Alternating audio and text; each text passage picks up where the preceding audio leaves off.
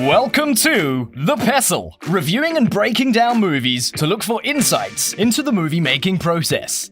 Hosted by Tacos, a meal that lets you eat the plate.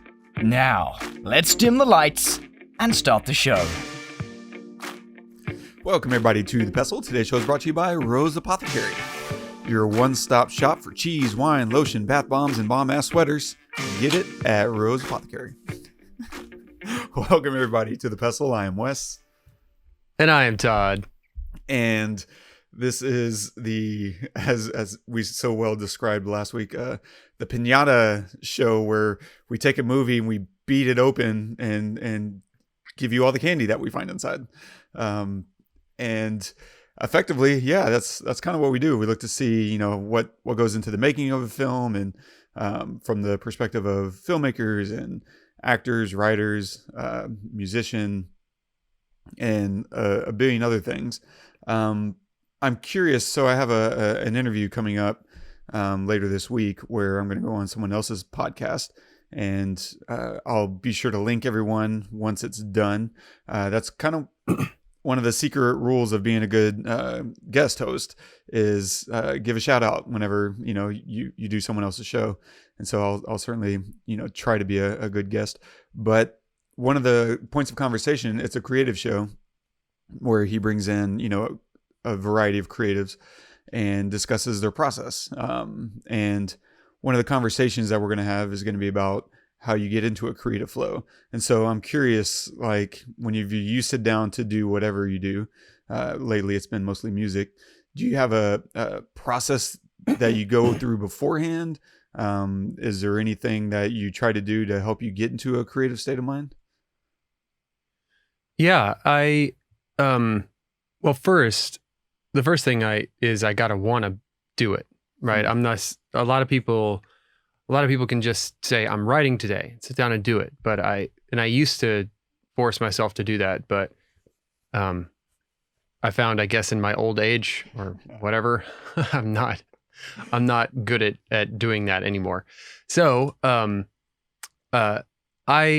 first off, I have to want to do it. And then, I like to start with, at least musically, I like to start with either a sound or an instrument and just say, okay, I want to do something with this sound or instrument or loop or sample or whatever it is. Like start with one thing and then do something to it, either throw an effect on it or reverse it or, put a filter on it or something to make it different. Is that the case enough. Whether you're starting a new song or working on a current song? No, if I'm working on a current song, I usually know what I want to do, but I, don't have the time to do it. And so I jot down, okay, I want to do this, this, this, and this. And so when I come back, I know what I'm going to do. So I was kind of like answering that question from, the idea of starting from sorry, nothing. I didn't mean to interrupt. I was just curious if... No, you're fine. It's fine. It's a good question. It's a good question because it does change. So yeah, I like, lately I've been writing a lot more on piano. It's just been a more inspiring instrument. So I'll sit down and I'll okay, what note feels good? I'll start with a single note. Like, okay, it's usually D. For some reason, I just like that note. So I'll start with whatever note and I'll build a chord out of it. Like, oh, that sounds nice. And then I try to build a couple of chords or something like that. And I'm not a pianist, so I don't know what I'm playing. I just play and then I like something and okay, I like that. I think the trick is to decide if you like something quickly. Because, depending on your mood, you could be very indecisive. But speed is of the essence. You just have to okay, I don't hate that. Next. I don't hate that. Next. Even if you're not in love with it, because at least the tracks that I've been writing lately, if I had to love every piece of it, there's no way I would get anything done. And I actually like the stuff that I've gotten done. So yeah, I might not love that part, but it gets me to the next part that I do love. And then I can always replace that thing later that I don't absolutely love. Yeah, I was going to ask, so whenever you get to a certain point and you're like, you know what, this works, I'll come back to it later. Is that something that happens where you're just kind of getting to good enough so that you can just move into the next section that allows you progress? And then at some point, is it often that you come back and revisit that thing and say, this rhythm or this sound, now is my time to come back and rethink this and kind of work through this again? Yep, definitely. It's find the scaffolding, build up the scaffolding, and then once you have like the essence of whatever it is that you're actually making, because half the time I don't know what I'm making. I think a lot of people, they don't know what they're making until it's made, and they're like, oh, I made a soup. Okay, cool. I didn't know that that's what I was going to make. And then I'll go back and I'll remove the scaffolding, or I'll, like change it to something else. And a lot of times it's either drums that I replace, because I'm terrible at drum programming. But I'll usually either like replace that, or maybe a synth sound, or a guitar, or even the piano part or something, replace it with something else. But just get down the idea and build around whatever that is. And then you can always replace stuff later. So, and that's what I've been doing, and it's been helping a lot. But coming in, to answer your question, coming in with a singular focus. Okay, I'm either going to write about this thing, this one topic, or I'm going to write with this one instrument, or I'm going to, like have one, I'm going to write in this key, even not even knowing what instrument you're going to do, and then just make something. And even if you feel like it's going nowhere, you push yourself through, because then you never know. Like a couple of the tracks that I have been writing lately, I hit walls and I thought it was terrible, and I wanted to stop and just move on to something else. But I forced myself to say, no, this is something. I can tell it's going to be something, but I just haven't gotten there yet. And usually with me, it's like a part, right? So the sound could be anything. I can't pick a sound. Honestly, I'm a terrible decider. So it's usually a part. Oh, I love that part. I love that line or that melody. What if and then later on I go back, oh, what if that melody was the vocal melody? Oh, okay, that could be cool. Or what if that vocal melody was actually a guitar line underneath a different vocal melody? Okay, cool. But just finding those pieces that you like, and then just pushing forward, and then going out and sweeping up all the debris that is garbage. Turns out to be garbage later.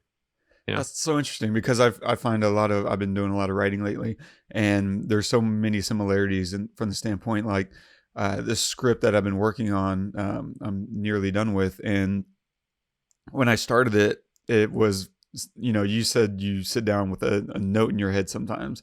And that's kind of where I started. Like I had an image in my head, and I didn't know what the image was supposed to be, or the story around it, but I had a very vague idea of like, I like this idea of these people in the countryside dealing with magic.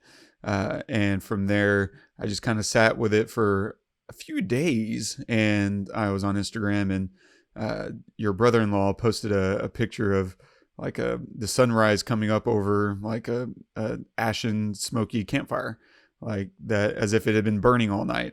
And I saw that, and I was like, oh my God, yeah, that's the end of this. That's the last picture. That's the last image. And oh my God, I didn't realize that. And so it just kind of kept evolving out of that. And I was like, why would this fire be so important that it ends the story? Oh, it's because of this. And from there, I started getting all these ideas, and it kept evolving. I got you and Scott on the phone, and we hashed out for, I don't know, an hour or two, a bunch of ideas. And I sat down and nothing. Like I sat and stared at blank white space for like 2 months, and I kind of kept writing notes down to myself. And I have these index cards that I hadn't used in years. I bought them a while back to make a outline with, and they just sat around because I got really good at using notepads in my MacBook. And so I couldn't get anything into my notepads on my MacBook. And so I was like, I think I just need pen and paper. So I pulled out the note cards and just started outlining, and fighting through the big blank space of the canvas. And eventually just said, I'm going to write an opening scene and it's going to be what it is. And it took me way too long to write like half a page, but I wrote it. And yeah, and from there, you know, slowly the trickle became a torrent. And yeah, I just started making these commitments to myself. Yeah, the scene sucks. You'll come back to it. You'll fix it. But does it get you? And so I started with these two images, like, okay, I know my opening frame and I know my ending frame, and all I need to do is connect those two dots. What's the fastest way that these two dots can form a line? And yeah, and so that was my commitment. And it, you know, once I finally got going, it took me, I don't know, a week and a half, 2 weeks to, you know, write over 50 pages that kind of told the whole story. And now I'm going back and, okay, now it's time to flesh out. Here's the beats. What is my story really about? Oh, it's really about this. And how can I emphasize this and that? And yeah, so it's been an interesting process, but it's very similar. Like I just started with, let me just sit and think about this one picture, this one image, and what story is that image telling me? Yeah, okay, let's play around from there. Yeah. That's amazing, man. I can't wait to read it. Yeah. I can't wait to be done with it. How many pages do you have now? Now I'm at 58, almost 59. I wrote close to a page earlier today during writing class with your wife. We've been doing this writing group, and yeah, and so that was useful. I didn't get as much done over the course of 3 hours as I would have liked, but you know, it just kind of keeps spinning around in your head, and eventually an extra idea pops in, and it's like, oh, here's an extra 2 scenes. And so I wrote 2 very short, small scenes that add a little bit more depth and story to this very core central idea that my movie kind of revolves around. And so it's just very slowly building out the world. Yeah. That's cool, man. I mean, yeah, it's not about volume, right? That's right. It's about showing up every day and blocking off that time, like you said. Like, but volume is nice. Oh yeah, I know. There's a there's a musician here in Austin named Bob Schneider, and I think most people know about Bob Schneider, but maybe not. Maybe people that are not in Austin don't. But this is a guy. His producer was the same producer we used for our album, and this is a guy who our producer said Bob would call him and say, "Hey, I want to make a record. Okay, come on in, bring all your songs, and we'll pick the best 12 or 10 or whatever." This is a guy who showed up with over 250 songs. No shitting. Yeah, he would write a song a day, every day. And I tried that for a while, and it's brutal. It is. I mean, actually saying that, I kind of want to get back to it just to like beat the crap out of myself, because it's really tough, because some days you just write really bad things, like really bad. And it just makes you feel like a terrible songwriter or terrible writer in general.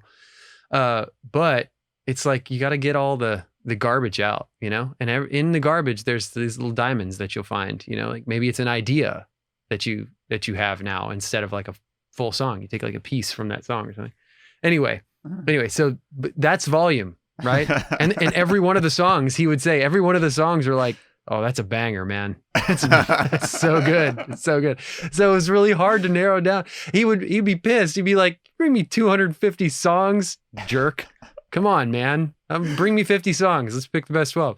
So, but all of them are really good. So that's awesome. Yeah.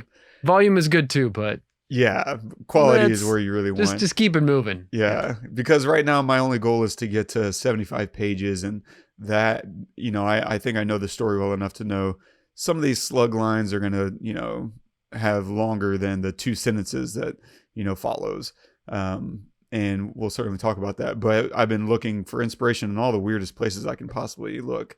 The story I'm working on is Gothic horror. And so, you know, I, of course, went and read Nomadland, you know, the screenplay, because when you think Gothic horror, you think someone riding around in a van doing odd jobs. No, obviously not. But one of the pieces of encouragement I got out of Nomadland was that the page count is only 85 pages, and this is an hour and 40-minute movie. And so, you know, the page count can lie to you, and it really depends on you understanding the thing that you're making. And in this case, it helps that the director also wrote the screenplay because she knew what she was doing and what she was going to get out of it. And she knew that, okay, I'm good at 85 or else this thing's going to really start to run long. And so it's just a lot of discipline, a lot of envisioning of what you're trying to get out of a scene, even if it doesn't look like much on paper. And so that was really useful for me to just kind of scrape through the script, which is really well written, much better prose than mine. I've gotten to a point in my writing, I don't really care as much about the prose when I'm writing my script. I'm just trying to get across as quick and painlessly as possible the action and what you're seeing and what you're hearing and sometimes what you're feeling, but the basics. Let's get straight into what's happening and kill all the flowery verbiage, so to speak. Yeah So awesome. That's good setup there. Yeah. So today we are covering Nomadland. So if you haven't watched it, please pause this episode and go watch it. I believe it's streaming on Netflix. Is that correct? Hulu. Hulu, that's what it is. Streaming on Hulu because we're going to give some spoilers and very specific things that might ruin your enjoyment of the movie. We don't want to do that. We want to make sure that you can watch it with very little expectation so that you're more pleased with the outcome there. Concurred. We'll talk about a few things. We'll look at some of the cinematography and filming in widescreen, which to me, this movie, if you were reading it on the page, it wouldn't present itself in widescreen. And we'll talk about why it made sense to shoot this in widescreen. We'll also touch on some of the story and, kind of poke around the idea of what's the deal with Fern.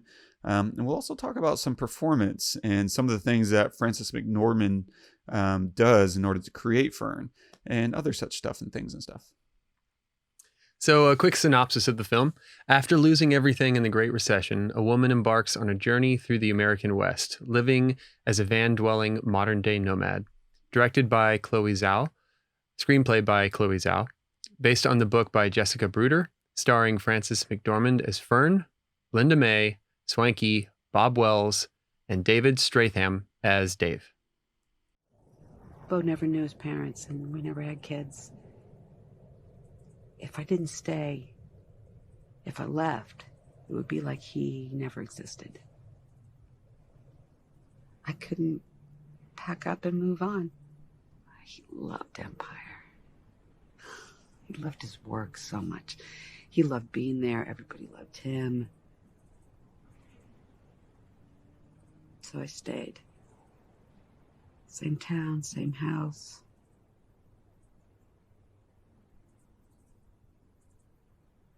It's like my dad used to say, what's remembered lives.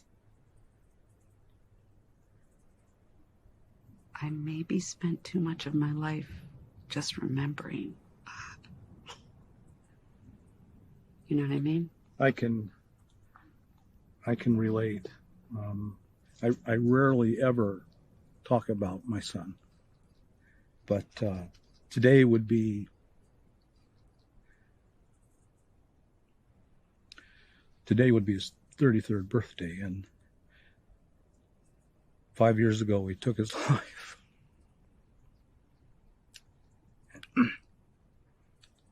And I can still barely say that in a sentence. And for a long time, every day was, the question was, how can I be alive on this earth when he's not? And I didn't have an answer. And those were some hard days. But I realized that I could honor him by helping people and serving people. It gives me a reason to go through the day. Some days that's all I've got. And out here, there's a lot of people our age, and inevitably there's grief and loss. And a lot of them don't get over it either. And that's okay. That's okay. one of the things I love most about this life is that there's no final goodbye. You know, I've met hundreds of people out here, and I don't ever say a final goodbye. I always just say, I'll see you down the road. And I do. And whether it's a month or a year or sometimes years, I see them again. And I can look down the road and I can be certain in my heart that I'll see my son again. You'll see Bo again. And you can remember your lives together then.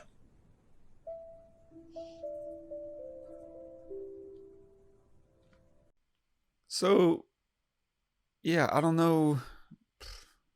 What was the experience like watching this thing? I mean, it was, wow.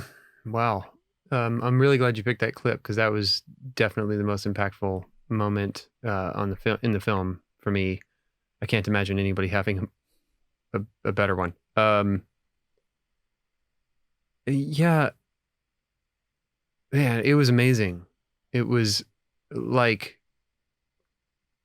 it was very real, right? It was one of the realest films, and I think a lot of reason that, you know, like, there were real people that they were filming, and there were real moments. Like, a lot of it, I know it was scripted, I get it, but I feel like a lot of the stuff that ended up on screen, and if you read the script, maybe you could speak to this or not, it just felt like it was real. Felt like conversations like that were real. Like, if that was scripted and that guy delivered that like that, he deserves an Oscar. Frances McDormand just I don't know how to put it into words, you know, like, a lot of time, you know, we sit here and we analyze a good performance from a bad performance, but really a performance like this is kind of hard to put into words. It's kind of hard to, like, say why she was so good, because a lot of it is, there's no words, you know, she doesn't give delivery, you know, of lines a lot of times. And I would say 80% of her performance was without verbal cue. It was just her living and doing things and being, and yeah, it was amazing. I would love to read the script. I have not, but I would love to, because I want to see how many pages did you say it was? 85. It's quick. 80, yeah, but how do you get 85 pages out of that? Like, that's it's kind of surprising. So anyway, I loved it. I thought it was incredible. Hard to watch at times, but not so brooding that, you know, you kind of don't want to go back to it. You know, it was almost celebratory in a lot of ways. And I think that was the goal, to celebrate this style of life and this choice to live this way, and the people that do choose to live this way. I found myself at times jealous, not because of you know, the way she had to live, but the way that she got to live, if that makes sense. Like, I love the idea of minimalism. I know it doesn't seem that way because I have this room that I built and all this stuff, but you know, I tell my wife every day, we're blessed to have this stuff, but I'm not tied to it. If it all burned down tomorrow and I got nothing to show for it, I'd be okay. You know, and being able to say that and mean it, not just say it, but mean it, is very freeing, you know, because we have things and we acquire things and we buy more things and everything. And it just ties us down. It's like, oh, it's another thing that I have to manage. Right. It's like more weight. And so I love the idea of just getting rid of everything and just going on the road. And so it's a beautiful story with amazing acting, amazing directing. The cinematography is incredible too. Like, the patience that they had for some of these long shots, you know, leaving it on a sunset or just on an open field with nothing. It's like, whatever, or the mountains, or a person in silence. It's just wonderful. Like that was all. I think that was all one shot, right? I couldn't see it, but was it? Oh, okay. It just felt beautiful and important. I loved it. Yeah. I think I had a similar experience. It was interesting because at the outset, there's a interesting arc that happens throughout the movie that they don't tell you. Like this movie is such a beautiful example of show me, don't tell me, to a level where it's like make me feel a certain way and put thoughts into my head without ever saying them out loud. And because at the outset, it really does feel like we're going to sit and explore the idea of these of economic uncertainty, right? And big box America, right? Where Amazon could easily fill in for a Walmart or an Uber or Home Depot or what have you. And so you're at the beginning just saying, oh, we're looking at these this vulnerable population, and we're going to really explore like the crevices and the cracks that people fall through in America. And I was prepared for that, but then it does have this little shift where you start to see that she, technically has a lot of other options. She has a safety net, right? She has people at the beginning who this family that she used to tutor her kid, and she's kind of begging for her to set her roots down, like, hey, we have a place for you, we're worried about you. And you see her sister in the middle of the movie does the same thing, like, please just stay with us. And then Dave at the end is begging her as well. He's like, why don't you just come here? So we see that she has choices, and we kind of, there is this shift that happens where we begin to admire and even envy her freedom. Oh, look at this view of, wherever the Badlands while she's drinking her coffee in the morning, or, she's, working at this burger joint at night, but then, she goes and explores the Grand Canyon or wherever. And so you begin to just see that she's actually living her life instead of letting her life become this kind of swamp in just one place. And I can feel myself thinking these thoughts of like, oh, I wish that was me.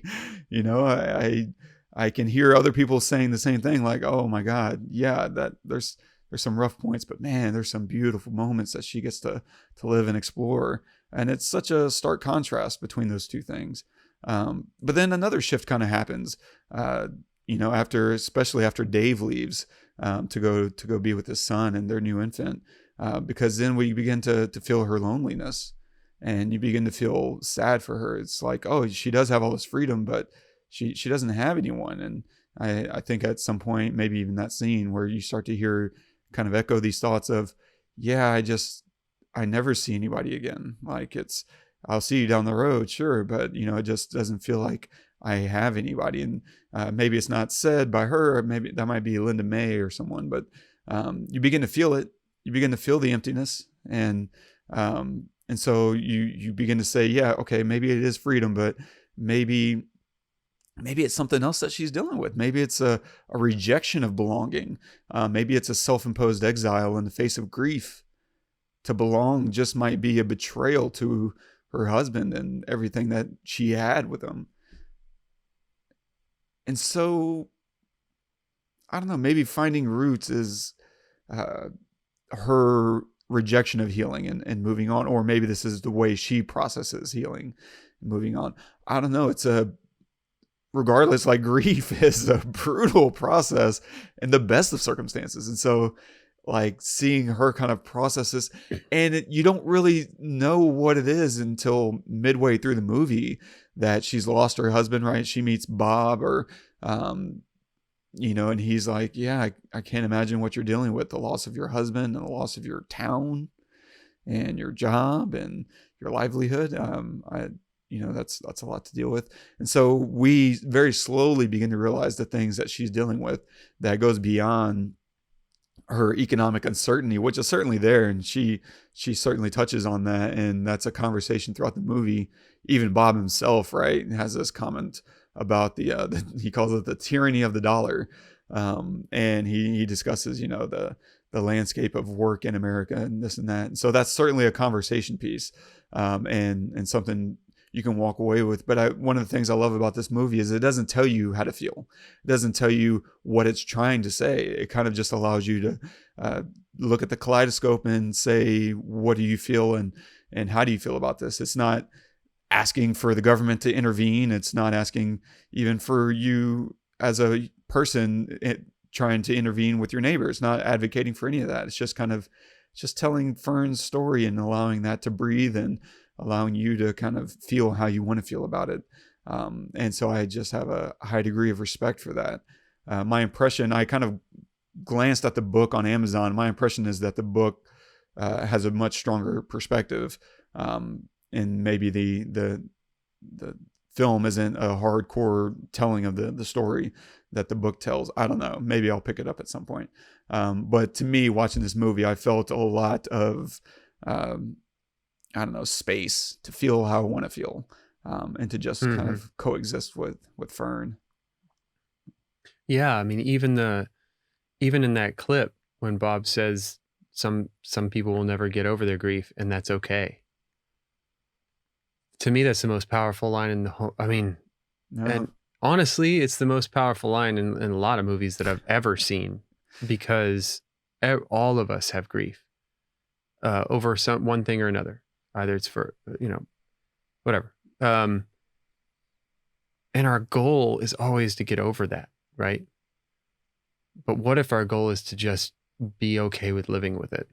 Like, that's a totally different way of looking at it. It's like, and where most people, I mean, I'm including myself in that like my goal is always get over it, right? Like, get through this, but what if there's a different perspective of like learn to live with it, or learn to use it rather than, or to just be with it, to try to understand it rather than trying to kill it all the time.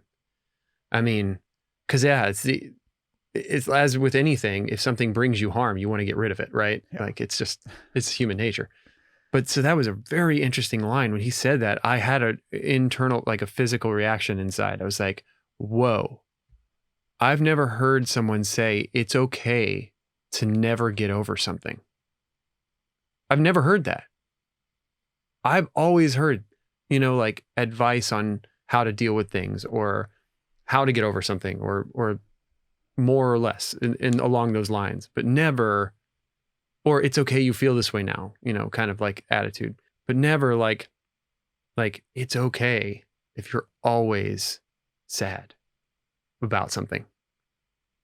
It's almost like freeing. It's like, it feels like the story, right? It feels like the freeing feeling of the road, like if Fern, maybe she doesn't want to be tied down somewhere because her husband loved Empire so much and she loved being with him there so much that settling down somewhere else would almost be like, she says it in that, would almost be like he never existed or whatever. Yeah. I don't know. But anyway, that was like such an interesting line to me. Wow. And I love Swankie. She's this brief character that we meet towards the beginning, and she's dying, and she's making her like, what's important to her? What's my last trip? And she goes to the this memory of kayaking and these birds that kind of escaped this canyon, and finding the shells. And then later in the movie, we see she got there again. She sends that video. It's like, oh, so good. It's smart. It's really just smart storytelling, because you have to make such a strong impression with Swankie for her to have an impact later on. It's not like this character we spent, half an hour with. We hung out with her for, 7-8 minutes. We got to see her get really annoyed with Fern. Like, you don't have a spare tire? You could die out here. What are you doing? Like, come on. Like, minimal. And she does a great job. Like, she really makes herself felt. And so, so she did a really great job of just making her presence felt. And that way, whenever she circles back later, we're kind of reminded that someone else is on their end journey. And then at the very end of the film, you know, we see the group around the campfire, you know, celebrating her with the rocks and the campfire. So it's just very cyclical, and these subtle reminders of loss and grief and I don't know, life continuing, I guess, at the same time. Like, it's all just there. And it's, like you said, it's very patiently told. They're in no rush, and they're certainly not trying to spell anything out for you. But at the same time, I don't think they're making everything a mystery either. Like, you don't not know why you're in any place after you've left it. Like, oh, we got this out of that. And it just wasn't necessarily obvious at the time. Yeah. Yeah, I think if you're looking for a story on its face, you know, you might not like this film, right? There are plenty of stories, you know, underneath, but and there's one on its face too. But I think you just have to go into it with an open mind of, this is going to be what it is, and whatever I assign that to be, you know, it's not going to be defined for you, essentially, which is very cool and refreshing. And I love that. It totally is. Yeah, and to that end, I'll go through some notes, because I think one of the things that helps this movie kind of move along is that we, much like, you know, Fern, we never sit in one place for too long. We're moving through scenes, you know, pretty rapidly. And one of the things that helps that, you know, play really nicely is widescreen. Like, we're sitting in widescreen, which the story is such a blue collar story. Like, you're watching someone do these you know, simple tasks and kind of grunt work, and someone, you know, older, watching someone older do that kind of thing can feel a little humbling to be an observer on. And so that kind of story, to me, if I'm looking at it on the page, I'm thinking, oh yeah, we're going to shoot this in 16:9. It's a little bit bigger of a frame, and a little bit more everyman to it. Like, it doesn't feel this sensationalized, you know, cinematic thing. And that speaks to the nature of the story itself. And they didn't do that. They went widescreen, which makes so much more sense, because widescreen is great for landscapes. Like, if you want to shoot a beautiful horizon, you're not going to do it better than with the widescreen. And this movie is full of landscapes. It's also great for, like, isolating your characters, or packing in more characters into a frame, which, with their absence, you know, can add emphasis to a lonely character who's now without anybody in the frame. And so this movie is tackling a lot of these, you know, emotions of community and lack of community. She's constantly in and out of community experiences, and the widescreen format really helps emphasize those emotional moments. There's, as far as camera work goes, there's a heavy mix of handheld and locked off shots and Steadicam. And so it kind of bounces around depending on our perspective. Are we watching Fern? Are we a fly on the wall kind of observing her? Or are we experiencing her world and her emotions and her life? And of course, the latter is when we go handheld. And the former is when we're a little bit more locked off, or just kind of dollying around, or probably Steadicam. And it all plays beautifully and speaks to the moment, which, of course, this movie is all about being moment to moment. And so it makes a lot of sense why you would have this range of camera techniques to go to. As far as story and writing goes, we watch Fern a lot. Even as other stuff is happening or being said, we watch how she reacts. We spend time in her world, seeing how she feels, the way she's viewing something. And that, you know, this is her story, of course, so that makes a lot of sense. But Fern is interesting for a lot of reasons. For one, the name Fern is really interesting. On the face of it, it's a simple naming convention. All the names in this movie are real names. Even David Straithairn, who's a really, you know, well-known actor, he just goes by Dave, right? That's his name. Linda May goes by Linda May. Swankie goes by Swankie, and so on and so forth. And so Fern is also a shorthand for Frances for Frances McDormand. And so it's a play on her name. Fine, that completely works. But I think they could have went in a number of ways. They could have called her Frances. They could have called her Fran, Franny. Like there's a million names that they could have derived out of Frances, but they went with Fern, which I think is interesting because a fern as a plant, it doesn't have seeds nor flowers. It reproduces by spores, right? Spores kind of float on the wind and take root where they will, which is kind of her lifestyle. So I think they were playing into that idea of she has these fern-like aspects, whereas ferns do have roots and deep roots. This particular fern was uprooted and now she floats like a spore throughout America. And so I think there's a very simple, interesting play through her naming convention that they're doing there. But there's another question that kind of goes hand in hand with that we see in the beginning. She's in the Amazon factory, and we're looking at the tattoos on the worker, one of her coworkers' arms, and one of the tattoos, she's like, "This is my favorite one. It says, 'Home, is it just a word, or is it something you carry within you?'" And that's kind of this implied question of the film is, and Fern says this in the, Academy Sports and Outdoors store. She runs into one of her former students and she's like, "My mom says you're homeless. Is that true?" She's like, "No, I'm not homeless. I'm houseless." And there's a difference, isn't there? It's like, oh. So we're kind of redefining what it means to be at home. She's at home on the road. Even when she has this really nice roof over her head at Dave's, she can't even catch her breath. She has to get outside and back into her home. Her home just happens to be portable. And so it kind of starts to beg this question of, are we looking at a vulnerable population, or what are we really looking at? And I just, spoiler alert here, I don't have an answer for this. I don't think the film does either. So, but we'll kind of work through some of the ideas here, because a lot of the people that we're looking at are older people with hardships.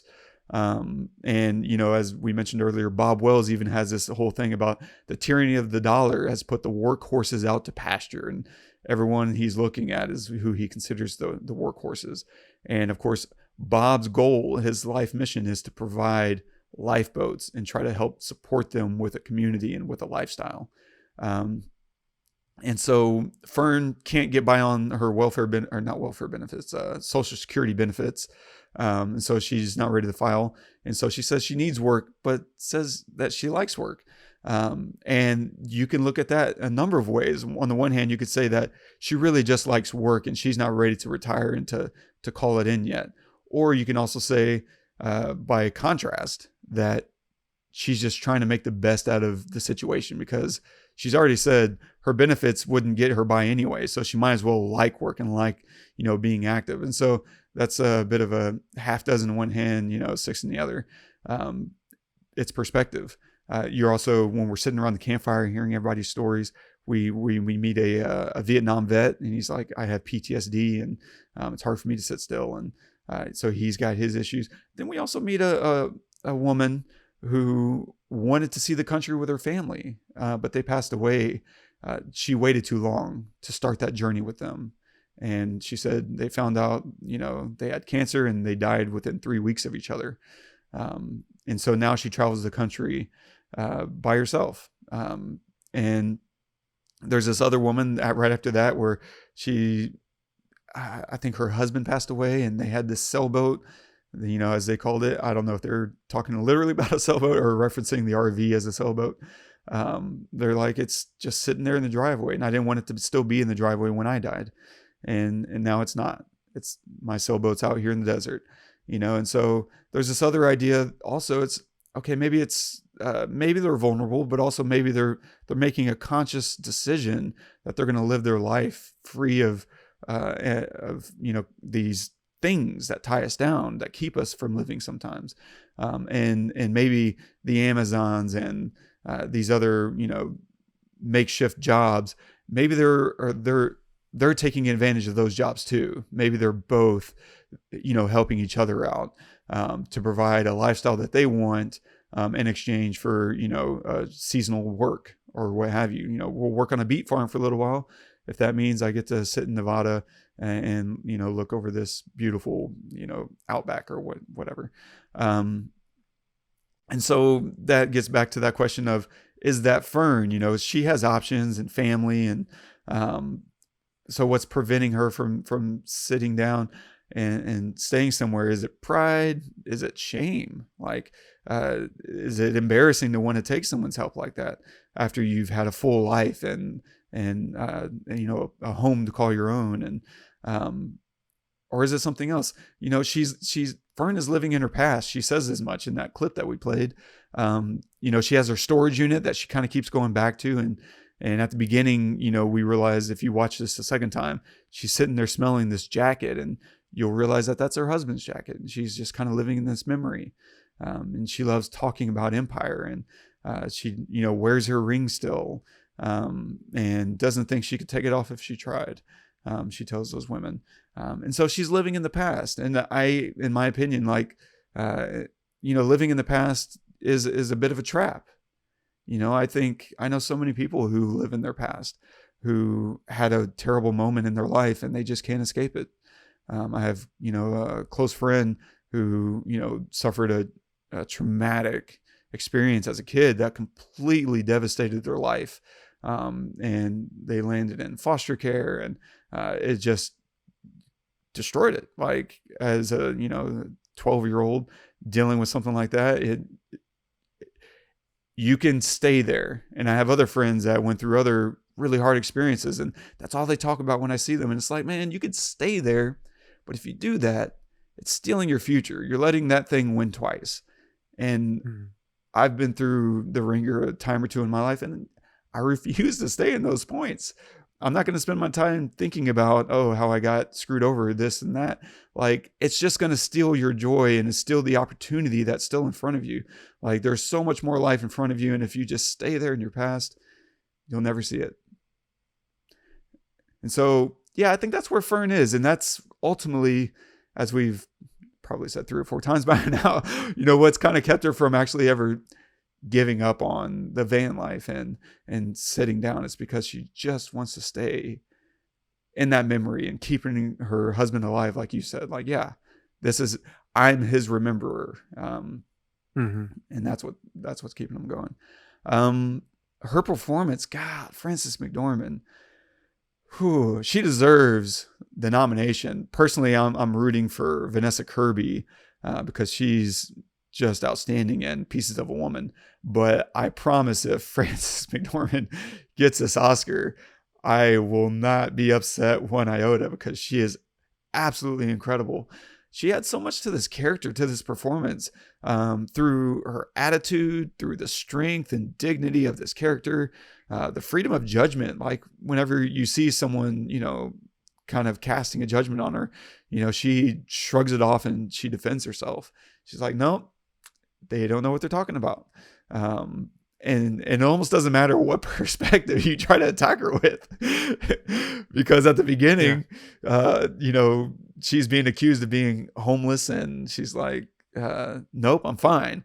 And at the end, George at this, you know, barbecue cookout is like, you just threw off all your shackles and you hit the road. And he's like, oh, is that what I did? Like, it doesn't matter which way you try to talk to her. She's not going to let you get away with it. She's going to define herself. You're not going to do it for her. And a lot of that, some of it's through the dialogue for sure, especially that line, but also through just the way she carries herself. She adds so much whimsy. There's so much that she's doing. Even just her posture. She creates this very specific posture, which if you're not used to watching Frances McDormand on screen, you may not even notice, because of how well she wears it naturally. Her body movement sometimes can just be this childlike wonder as she's kind of walking through, you know, the I don't know what you call that, the Badlands. And sometimes even the way she turns her head, like, you can turn your head and it's almost independent of your body, but she'll use her whole body, you know, to look this way and that.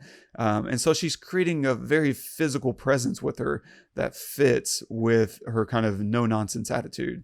And she just doesn't walk through a scene saying the words and doing the actions. She's always adding something. She's experiencing the moment the way Fern would. sometimes she skips through a scene, literally, like, or sometimes, you know, she sticks her tongue out at a friend while she's getting a safety lecture. Like, she's constantly in the moment, and that's who Fern is. Fern is constantly in the moment, and it takes a lot of freedom to live through that. One of my favorite moments is the terror that you see when she holds that baby. Like, she's like, okay, oh yeah, don't stay away too long. Like, this is not Fern. That is not who Fern is. No. And it's fantastic. She's so wonderful. Very little. I mean, I was reading the script, I guess, more to just read the prose and to see how Chloé was envisioning her script. And I'll be honest, it was hard to read for me. Not because the words were bad or anything like that, but because it's slug line after slug line. Sometimes there's 4 or 5. And if you don't know what a screenplay looks like or how it works, a slug line is just, you know, whenever, unlike a novel, you don't just say, the character walks outside and now they're outside and then they walk back inside. You have a thing called the slug line that tells you where you're at. If you're inside or outside, which they label as interior or exterior. And even that is abbreviated to INT period or EXT period. And so it's like interior, vanguard, night. Like, that's a slug line. It's just a very simple, quick to the point idea of what location you're at and the time of day at that location.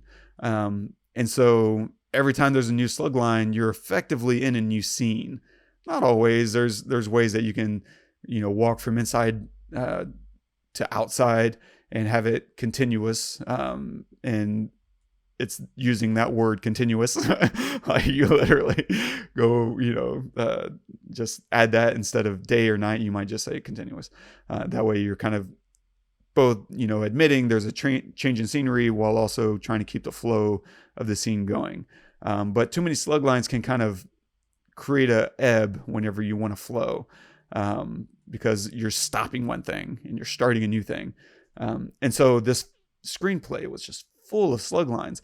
And I was just curious just to see what the flow of the page looked like. And so I didn't pull away too much, but I noticed a couple things that were interesting. At the beginning of the script, there's a photo montage of Fern's life. And that it doesn't start there in the movie. The movie starts with her opening her storage unit. And they actually sent the photo montage to the end. I don't know if that was an editing decision or maybe there's another version of the script that was a production or shooting script where they made that decision. I don't know. For all I know, there was no script and they shot this thing and then wrote the script in hindsight. Like, I have no idea. That kind of thing certainly can happen. And so the other thing that I noticed that was interesting was the ending. The end of the script has Fern walking toward the distant mountains.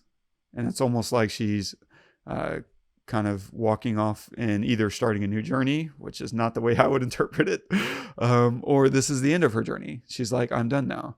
Like, I just kind of revisited my hometown. It's dead. My husband's dead. I think I'll join them. And she wanders off into the mountains, you know, to see her last sunset, so to speak. But in the film, she drives down the road. And from here, it's more ambiguous because maybe she's driving off into the mountains. Because there's this line in the script or in the end in the film where she says, you know, we lived out in Umpire and there was nothing standing between you and the mountains. So it's this idea that, you know, you could at any point go live freely into the wilderness. And so the film ends where you could interpret it that she's driving into the mountains. But I think most people interpret it that she's going maybe to go and drive back to Dave. My first time watching it, that's what I thought. I was like, oh, yeah, I think she's going to go be with Dave now. Because maybe she kind of got the closure she needed with Bob Wells. And that was me bringing my silver lining perspective into. Mm-hmm. I don't know. What did you think? No, I didn't think she was going back to Dave. I thought she was just continuing on whatever her journey was. I never got the sense, at least, I never particularly got the sense that she was going to go back she just was like so uncomfortable, man. And it looked like he was very comfortable, you know. Yeah. And that doesn't seem like a recipe of something that would work, you know. And I think that she realized that. So why not just keep her on the road, you know? Yeah. Like until, and just like Swankie, until she goes, you know what I mean? Like she has no reason to not be, I guess. That was strong enough, that was presented, that was strong enough to pull her out of that lifestyle. It didn't seem like. Yeah. I mean, once you're used to taking a crap in a bucket, you know, there's not. You can handle a lot. Yeah, you can handle a lot. Exactly.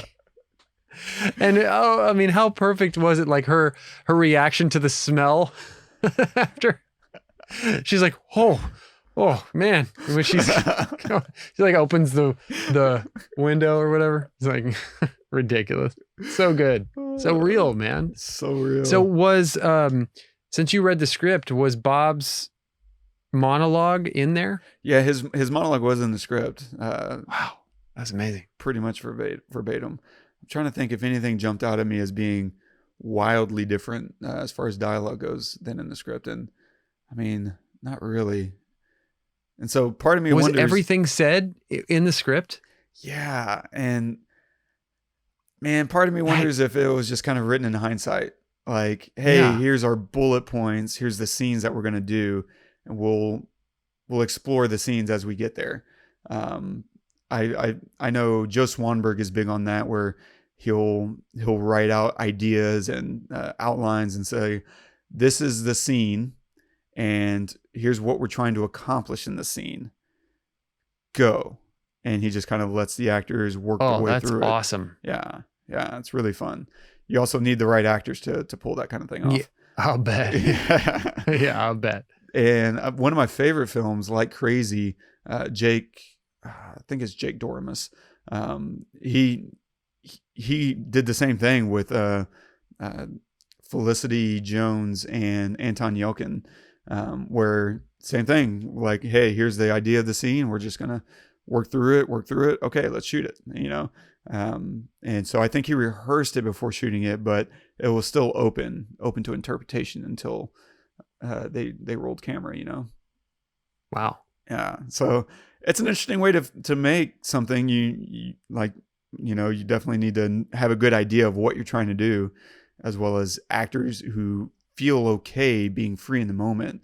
That's intimidating, man. There's a lot of actors who just want to be told what to say, and they will do the work from there for sure.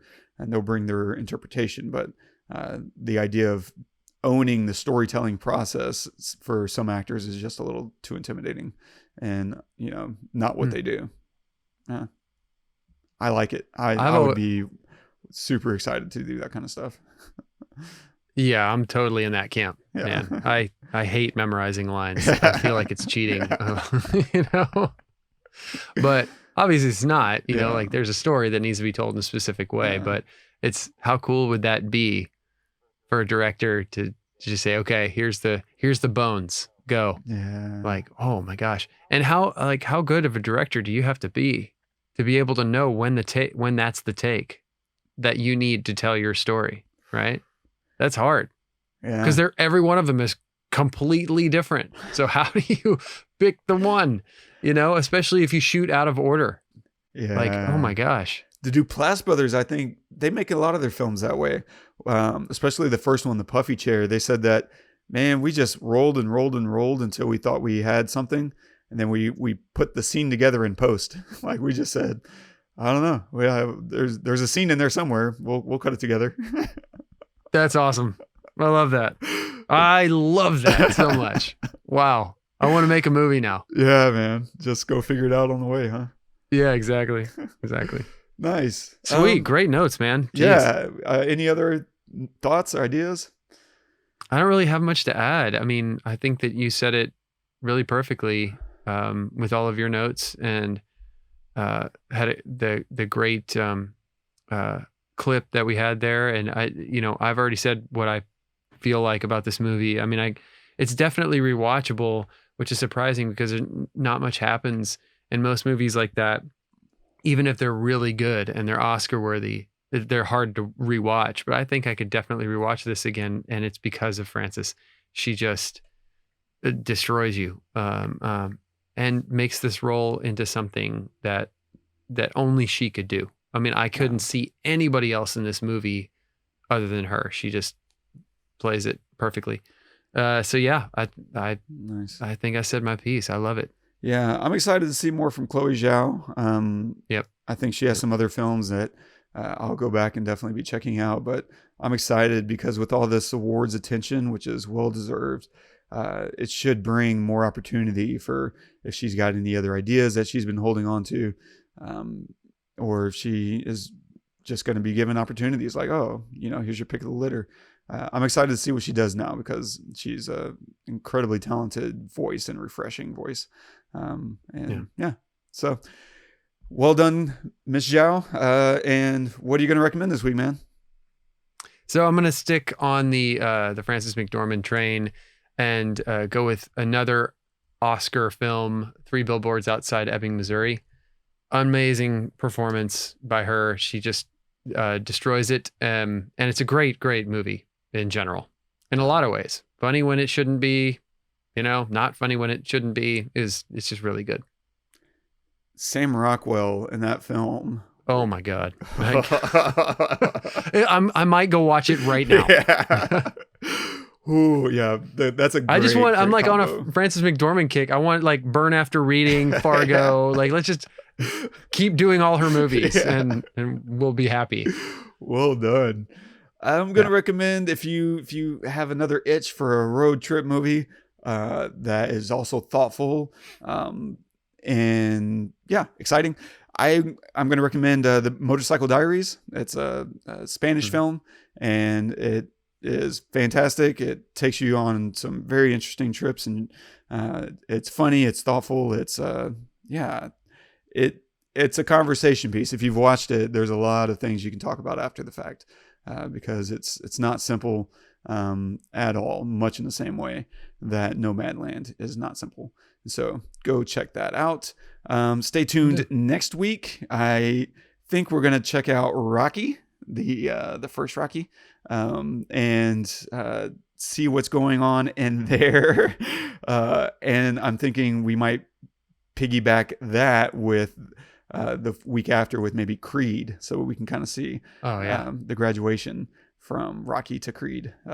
So that'll be a fun back-to-backer. Don't forget, subscribe, review us on iTunes or wherever you get your podcast at, and leave us a note if there's something you want us to talk about. Feel free to do that.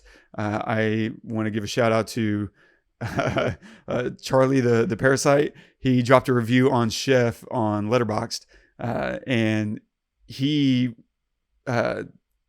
came down on the same side, I would say, as you, Todd, in regards to Chef. A lot of his thoughts sounded very similar to some of your thoughts, and so obviously both of y'all watched that movie wrong. And so that's okay. Both of us have an incorrect opinion. Yeah, it happens to the best of us. Apparently not. And so, I might drop a review. I keep meaning to, whenever I get time, to write some reviews on Letterboxd. That's a fun little growing community over there. And so Charlie invited us over, and so I have us set up over there. And it's now how I have all my films rated. Although I have thousands of ratings in there, and they're all slightly wrong because I imported my Netflix ratings, which was a very laborious process. But the problem is, whenever I was rating my Netflix ratings, it was for their algorithm. So I was trying to game the algorithm to give me more stuff that I liked. And so I would either inflate my ratings a little or deflate them a little. And so now they're all wrong. And so... Oh, are you going to go through each one? No, part of me... Yes, you are. I want to, but no. I'm mostly focused on the higher ratings. Like, did this really deserve 5 stars? No. And so a lot of movies are being ripped a star just out of principle. Gotcha. And so, yeah, that's fair. Anyway, if you want to drop a note on this episode, you can do that at thepestlepodcast.com/Nomadland. And today's quote of the day is from Jack Kerouac. I was surprised, as always, by how easy the act of leaving was and how good it felt. The world was suddenly rich with possibility. That's beautifully said. Yeah. Beautifully said. Yeah. I think that Don't be sums tied it up down. pretty well. Yeah. Yeah. I mean, I think that does take a certain type of person, though. You know, there are a lot of people that like having roots, that like, you know, being in one place, having you know, a permanent space. So the idea of leaving that is scary to a lot of people, you know? Yeah. Someone like Jack Kerouac, you know, he like prided himself on not having that. And that's wonderful for him. Not everybody's like that, but it's beautiful when you can be that way in all honesty. Yeah. You know, when there's not, like I said earlier, when you don't let your possessions or your location dictate what you do with your life, right? You know, what's the point of having a mortgage if you're miserable and you would rather be on a road? Well, you know, and obviously it's not as black and white as that. And maybe it is in some ways, but I think that quote really sets it up beautifully in the fact that I think that people have more possibility in front of them than they realize. It's not always one or the other. Yeah. Or it's not always as difficult as you might think to do something that is completely opposite from what you're doing now. Yeah, and it can be hard for, you know, some people who don't understand that life to grapple with that. I can only imagine, you know, a sister looking at their sibling and saying, why can't you just be normal? Yeah. Why can't you be like everyone else? And one of the things I like about this quote and some of, you know, Jack Kerouac's books, and I think I've only read Dharma Bums, but at some point I'm sure I'll read On the Road. But I love this quote because he was like, the act of leaving it felt so good. The world was rich with possibility. And I feel like that's, you know, speaking really well to the spirit of someone like a Fern, that it's not that they dislike you or they dislike your life. It's that the possibility is so much greater whenever I'm going somewhere, because now who knows what's next, and that's exciting. Yeah. Very well put. I got nothing to add. Sounds awesome. Wait. All right, guys, thank you so much for joining us. Join us next week. We'll be covering Rocky, so make sure you watch that if you've been living under a rock for the past 40 years. And as Wes said, subscribe, review, share us on iTunes, all those things. They really help. And make a suggestion. We would love to hear what you'd like to see us cover. Until next week, I am Todd. I am Wes. Go watch some movies.